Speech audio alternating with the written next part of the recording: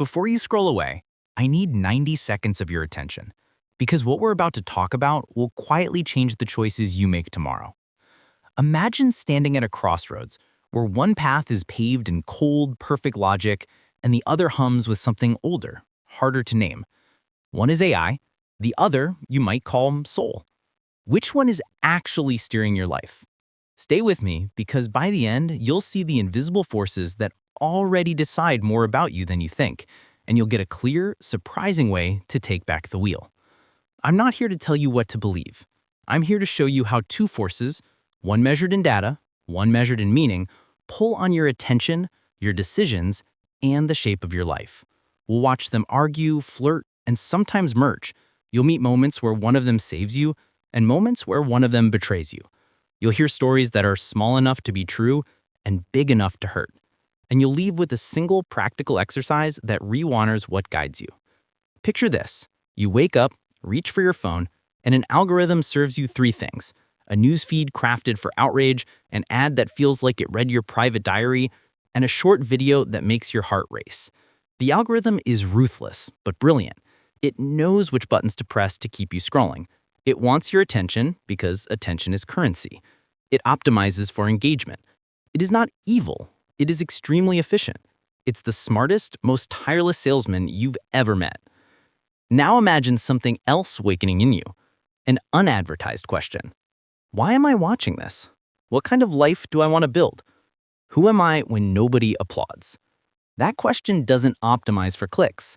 It is awkward, inconvenient, and demands time.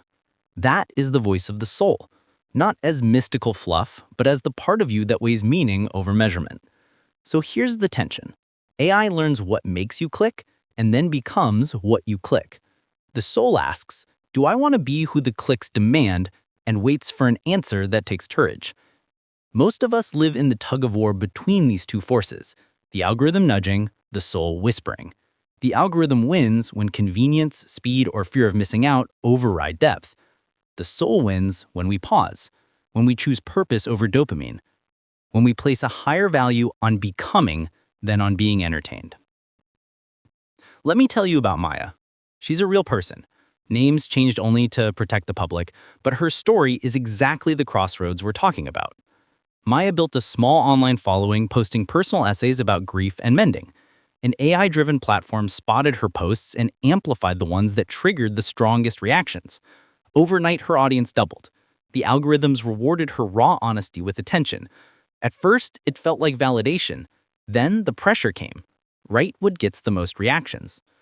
Her honest essays were edited into bite-sized, outrage-friendly scripts. Her audience grew, but Maya felt the pull to perform pain, to sharpen edges for views. The algorithm fed her a loop. More outrage, more views, more pressure to escalate. Maya's soul pushed back. She started to notice nights when she couldn't sleep because she felt like a character in someone else's story. She missed quiet mornings where she could feel her own thoughts. The algorithm was optimizing for growth. Her soul was optimizing for wholeness. Maya had to decide, would she keep feeding the machine, or would she slow down and reclaim what made her writing meaningful in the first place? That decision is the same decision every modern creator faces, every parent choosing what to let their child consume, every worker choosing between tasks that look good on paper and jobs that align with their values. The question isn't whether AI is good or bad. The question is, who do you let shape the architecture of your life? Here's where it gets personal. You are not a blank slate. You carry memories, values, scars, rituals, and blind spots. The soul is the composite of those things, the interior compass formed by story, suffering, and yearning. AI, for now, has none of that. It has patterns, probabilities, and an ability to mirror you back to yourself with uncanny precision. But mirroring isn't mentoring. Reflection isn't direction. AI will tell you what you already are in the language that gets you to stay. The soul asks who you want to become, even if that answer costs you comfort. Let's talk about choice architecture for a minute. How your environment and tools nudge you to make one decision over another. Social apps, recommendation engines, productivity tools, they all come with built-in goals. Their job is to maximize usage, speed, or scale. Your job, if you choose to take it, must become designing a different architecture, one that honors attention as sacred, not expendable. Here's a simple, actionable maneuver you can do right now to shift the balance back toward the soul. It takes 5 minutes a day. No grand meditation retreat required. Just the question box and brutal honesty.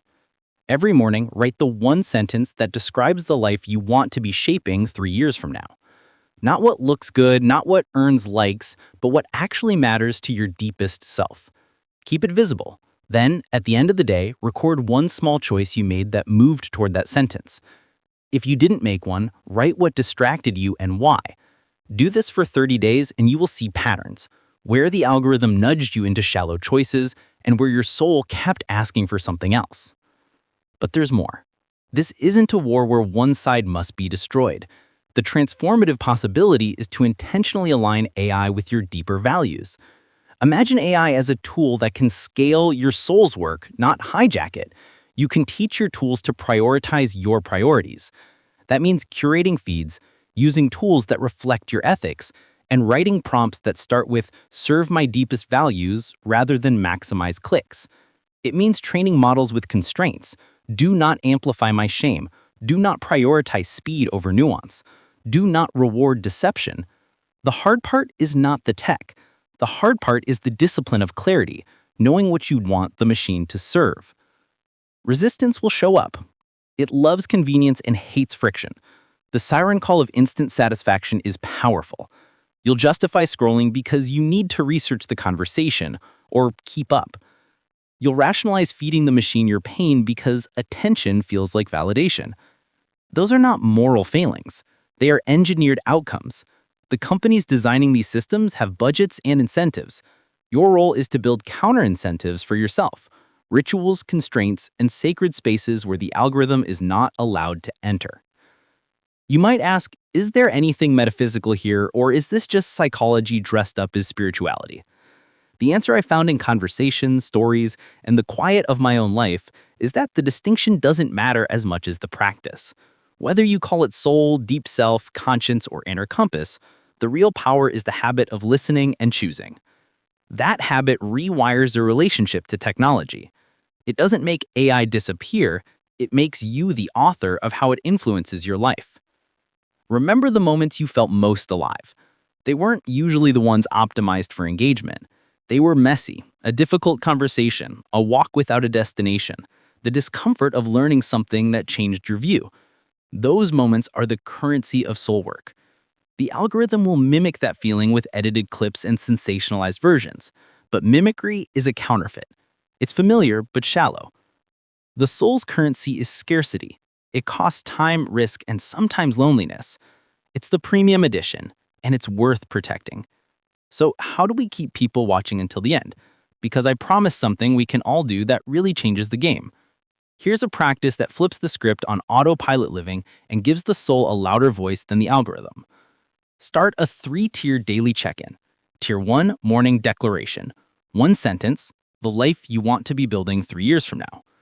Tier 2, midday micro-adjustment. 1 minute, a note of what pulled your attention away from that sentence so far. Tier 3, evening accountability. 2 sentences, one small choice that moved you closer, one moment you let the machine win and what you learned. Do this publicly with one trusted person or privately in a digital journal, but do it consistently. If you want to scale it, get an accountability partner and share your morning sentence weekly. Over time, this practice beats the algorithm because it inserts a deliberate, measurable signal, your soul's signal, into the feedback systems that would otherwise be filled with noise. Let me be blunt.